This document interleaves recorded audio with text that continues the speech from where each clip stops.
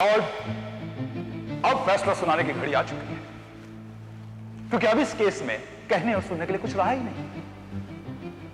कत्ल की रात कातिलाना अंदाज में यह कहना कि मैं आ रही हूं, विशाल का छोड़ा हुआ खत और इन तीन औरतों के भयानक बयान और उसके साथ साथ इन तीन औरतों का जुनूनी रवैया, ये इस अदालत में चीख चीख कर चिल्ला चिल्ला कर यह कह रहा है कि इन तीन औरतों की मंजिल सिर्फ फांसी का फंदा है। और इसी वजह से तो इनको शहर के इज्जतदार वकीलों में से कोई भी नहीं मिला, और इन्हें मिला एक ऐसा वकील जिसका ना तो कोई नाम है ना इज्जत, एक नंबर का नाकारा और निकम्मा है। हार की आदत पड़ी है इसे, और इसके आगे ना पीछे, पूरी तरह से किस्मत के हाथों पिटा हुआ। भला केस कैसे जीतेगा? Objection milord. आपको मेरे वकील के बारे में जो भी कहना है मुझे कोई एतराज नहीं, लेकिन मैं क्या हूं और क्या नहीं हूं इस बात का इस केस से कोई ताल्लुक नहीं। Advocate Bhalla, control yourself. I am sorry honour, इनकी आवाज सुनकर आज मैं बहुत खुश हुई ऑनर। कम से कम ये तो पता चला कि ये अदालत में मौजूद हैं, क्योंकि जब से ये केस चल रहा है इनकी आवाज तो हमने सुनी नहीं। और आज तो मैं बहुत बेताब हुई ऑनर इनको इनकी एक और हार की मुबारकबाद देने का। मेरे सीनियर, मेरे काबिल सीनियर ये भूल रहे हैं कि फैसला अभी तक सुनाया नहीं गया है, और इससे पहले कि फैसला सुनाया जाए मिलॉर्ड, मैं अदालत को कुछ सुनाना चाहूंगा। You can go ahead.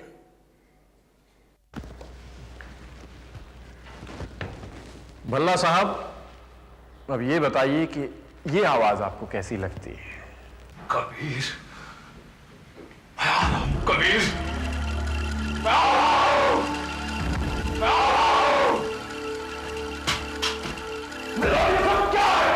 ये है भल्ला साहब आपकी मधुर आवाज। कल रात जो भी आपने मुझसे फोन पर कहा, मिलॉर्ड, क्या आपको यह नहीं लगता कि भल्ला साहब का अंदाज बिल्कुल कातिलाना है कि ये बातें इन्होंने मुझे कत्ल करने के इरादे से कही? मैं सिर्फ तुमसे मिलना चाहता था। इतनी रात को किस लिए मिलना चाहते? ये तो मैं तुमसे मिलता तो मेरे को ही पता था, लेकिन तुम तो मेरी आवाज सुनकर तुम दबाकर वहां से गायब हो गए। लीजिए साहब, मैं दुम दबा के कहां गायब हुआ? मैंने तो सिर्फ मौके का फायदा उठाया। मैंने देखा कि जब आप मेरे घर के लिए निकल लिए हैं तो क्यों ना मैं आपके घर के लिए निकल लूं। आपकी गैर हाजिरी में वहां का जो आलम रहता है, ये तो मैं अदालत को। अच्छा हुजूर, नहीं बताऊंगा। मैं तो भूल ही गया था कि घर के बाहर आपकी थोड़ी बहुत इज्जत है। अब घर में भले ही आपकी, वैसे कल रात थी बहुत यादगार, सच में। आज भले ही मैं केस हार जाऊं, लेकिन कल रात जीत यकीनन मेरी ही थी।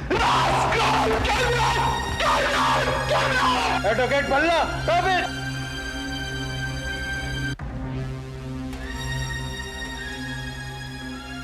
देखा आपने मिलॉर्ड, भल्ला साहब ने कल रात से लेकर अभी तक बिल्कुल वही किया जो इस केस में मेरे मुवक्किल ने किया। लेकिन क्या मैं मर गया हूं? मैं तो जिंदा हूं। मिलॉर्ड, ये अदालत का वक्त जाया कर रहा है।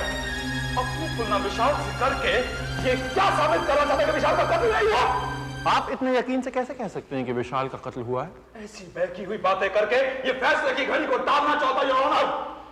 विशाल की लाश इस बात का गवाह है। आप इतने यकीन से कैसे कह सकते हैं कि वो लाश विशाल की ही है?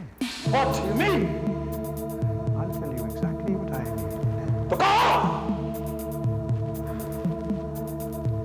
जी हां, जो लाश विशाल के घर में मिली उसका चेहरा तेजाब से बुरी तरह जल चुका था। सारी दुनिया ने लाश तो देखी, लेकिन यह यकीन से कोई नहीं कह सकता कि वो चेहरा विशाल का था। उसकी मां भी नहीं, जिसने पहली बार उस लाश को देखा और जिसका दिल आज भी चीख चीख कर ये कह रहा है कि कहीं ना कहीं उसका बेटा जिंदा है। साफ साफ कहिए मिस्टर कबीर, आप कहना क्या चाहते हैं? मैं कुछ नहीं कहना चाहता। मैंने पहले ही कहा था, मेरे पास कहने के लिए कुछ नहीं है। जानते हैं क्यों? क्योंकि मेरे हिसाब से ये केस एक केस ही नहीं है। It does not deserve a single hearing. क्योंकि जिस आदमी के कत्ल पर यह मुकदमा खड़ा है वो आदमी जिंदा है। विशाल सक्सेना जिंदा है।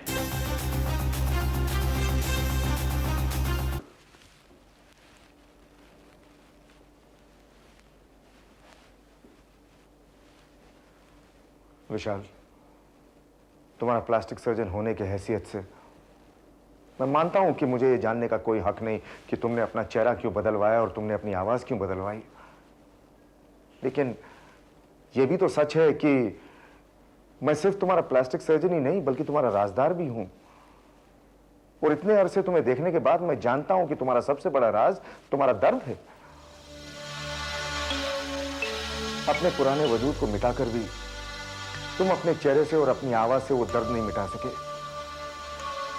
अपने दर्द को मिटाने के लिए तुम्हें उस दर्द को किसी के साथ बांटना होगा विशाल।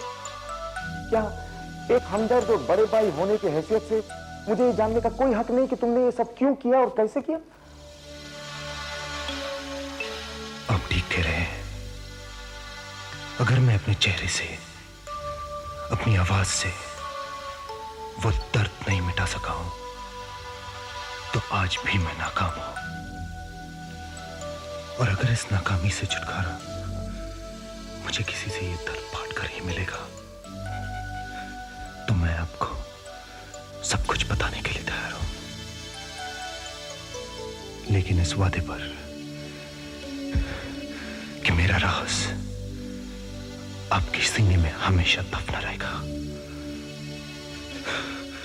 सच तो यह है, मैंने अपना चेहरा, अपनी आवाज ही नहीं, अपना वजूद बदला है। उस विशाल को बदला है जिसकी किस्मत ने उसे हर कदम पर धोखा दिया है। मुझे नहीं चाहिए वो चेहरा, मुझे नहीं चाहिए वो चेहरा जिसे मेरा अपना बेटा नहीं देखना चाहता, क्योंकि सरिता ने मेरे बेटे को उस चेहरे से नफरत करना सिखाया है।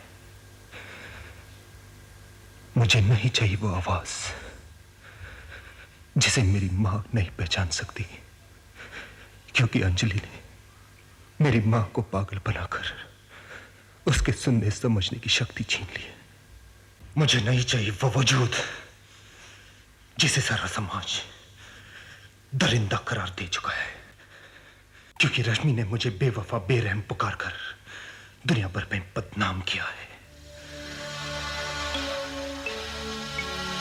शायद कसूर किसी का भी नहीं, कसूर सिर्फ विशाल की किस्मत का था। मैं अपनी किस्मत को तो नहीं बदल सकता, इसलिए मैंने सोचा अगर मैं अपने आप को बदल डालूं, अगर विशाल खुद ही बदल जाए तो मैं एक नई किस्मत की उम्मीद तो रख सकता हूं। 30 नवंबर की रात डॉक्टर सरिता, रश्मि, अंजलि, इन तीनों ने विशाल को फोन जरूर किया, लेकिन जब ये मिलने उसके घर गई तो वो वहां से जा चुका था। इन्होंने अंदाजा लगाया कि विशाल इनकी कोई धमकी है जिससे डर के भाग गया। उसी रात शांति नगर के मॉर्ग में एक लाश लाई गई और कुछ देर बाद वो लाश वहां से गायब हो गई और आज तक वो लाश वहां से लापता है। इत्तेफाक की हद देखिए मिलॉर्ड, उस लाश का कद, उसका डील डॉल बिल्कुल विशाल की तरह था, बस चेहरे में फर्क था। अगर चेहरे को तेजाब से नहला दिया जाए तो लाश बिल्कुल विशाल की ही लगती है। ये भी तो हो सकता है ना मिलॉर्ड कि जो लाश उस मॉर्ग से गायब हुई वही विशाल के घर में पाई गई हो।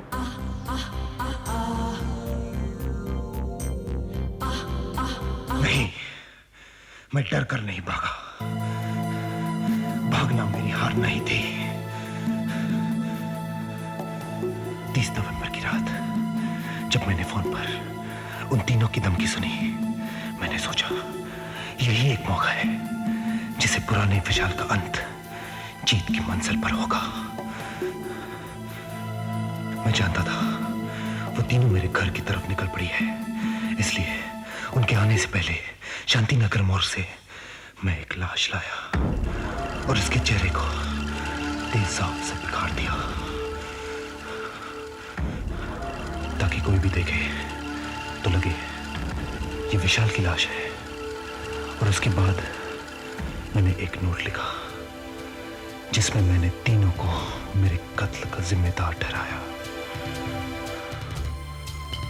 आज मैं तो जिंदा हूं, लेकिन मेरी जान के दुश्मन मेरे ही कत्ल के इल्जाम में फांसी की मंजिल की तरफ आखिरी कदम बढ़ाने पर मजबूर हो गए हैं। इस वक्त जब मेरी पट्टियां खुली है, इस नए विशाल का जन्म यकीनन शुभ है, क्योंकि आज ही उन 3 औरतों को फांसी की सजा सुनाई जाएगी।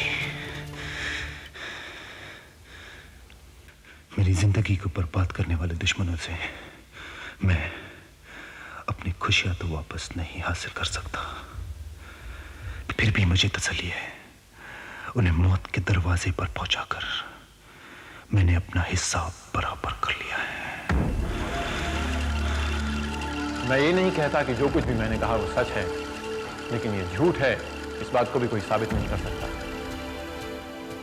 और जब तक ये साबित न हो जाए कि वो लाश किसकी थी, विशाल के कत्ल का एक किस्सा सिर्फ एक अफवाह है, हकीकत नहीं। और मेरी आपसे दरखास्त है मिलॉर्ड कि इन 3 बेकसूर औरतों की सजा की कहानी भी एक अफवाह बनकर रह जाए, हकीकत न होने पाए। फैसला आपके हाथ में।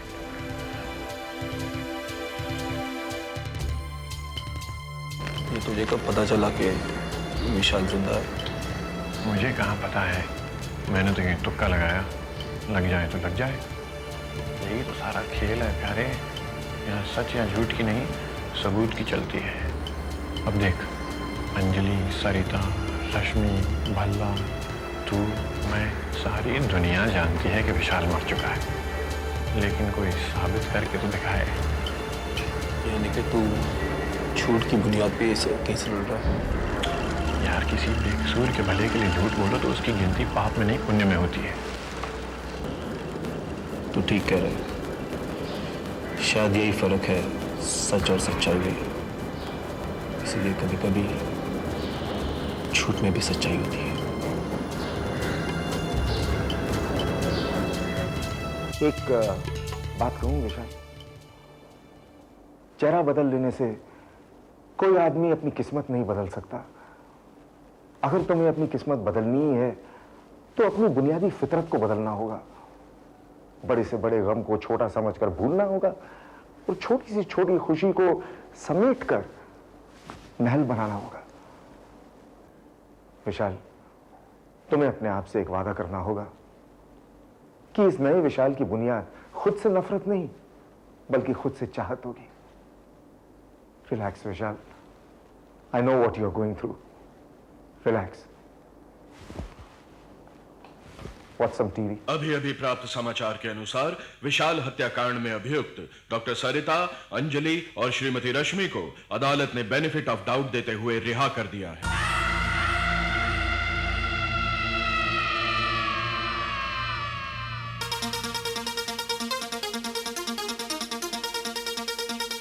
फ्रैंकली स्पीकिंग, मुझे जरा भी ताज्जुब नहीं, क्योंकि कहीं ना कहीं मुझे हमेशा अपनी सच्चाई पर भरोसा है।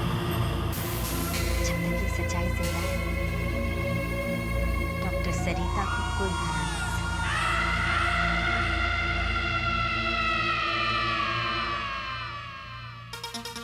एक्सक्यूज मी, मुजरिम वही होता है जिसका जुर्म साबित होता है। मैं तो बेगुनाह थी, इसलिए रिहा कर दी गई। ड्रग स्मगलिंग मेरी मजबूरी थी, इसका मैंने प्रायश्चित भी किया। लेकिन विशाल के कत्ल का इल्जाम एक नाइंसाफी है, और दुनिया की कोई भी नाइंसाफी अंजलि को तोड़ नहीं सकती।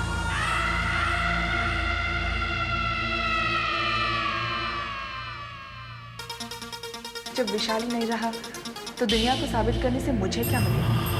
मुझे से कोई फर्क नहीं पड़ता कि असलियत पर्दाफाश हो कि मैं विशाल की पत्नी कैसे बन गई। जी, मेरा पहला काम भी हमेशा गरीबों की सेवा करना रहा है, और आखिर उन्हीं की दुआओं से मुझे ये जीत मिली, और उन्हीं की दुआओं से मुझे मेरा बेटा वापस मिला। Isn't it? No comments. But let me tell you one thing, दुनिया में चाहे लाखों विशाल पैदा हो जाए, लेकिन मेरा भगवान मुझे हमेशा जीत दिलाएगा। देखिए, विशाल ने जो मेरे साथ किया वो मुद्दा एक पति पत्नी का नहीं, एक आदमी और औरत का है, इंसानियत का है। और इंसानियत का तकाजा यही है कि विशाल जैसे आदमी के जाने पर मुझे दुख होना नहीं चाहिए। Don't you agree? विशाल, विशाल रुक जा, विशाल।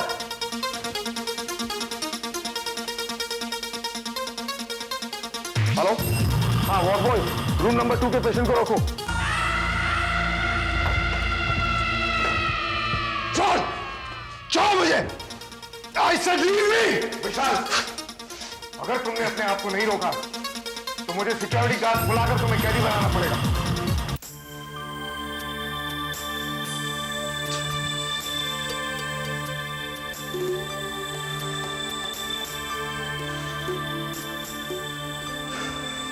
विशाल, ये कैसा पागलपन है? मुझे मत रोकिए। आज मुझे दुनिया की कोई ताकत नहीं रोक सकती।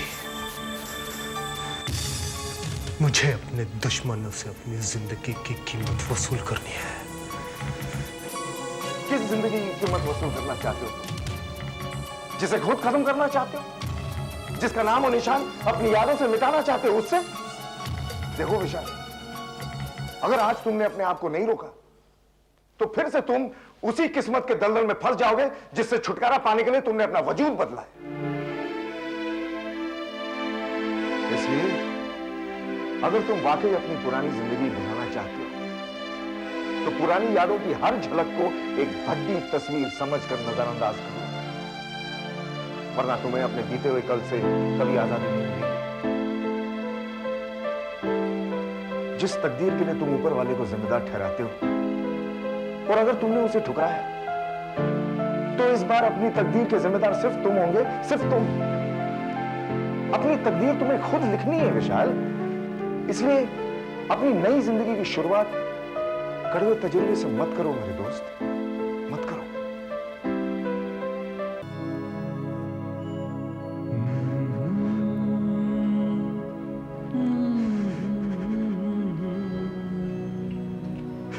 It's okay, Vishal. It's okay.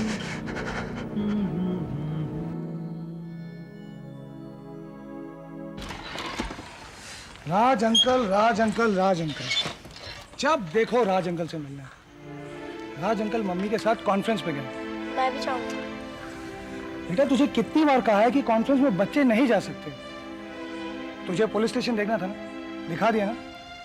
अब अपनी जिद छोड़ और ये बता, तुझे जहां जाना है मैं ले चलूंगा। बोल कहां जाना चाहते हो? राज अंकल के पास। फिर राज अंकल? अच्छा एक बात बता, राज अंकल से मिलके तू क्या करेगा? टेनिस खेलूंगा। मैं खेलता हूँ ना। आपको तो टेनिस आती नहीं। तो क्या हम लोग कैरम खेल लेंगे? नहीं राज अंकल। अच्छा अमित, एक बात पूछूं? तुझे राज अंकल ज्यादा अच्छे लगते हैं या जीवा अंकल? दोनों। दोनों ही अच्छे लगते हैं ना? तो बेटे तू ये राज अंकल की रट क्यों लगाए रखा है? चल अमित, अमित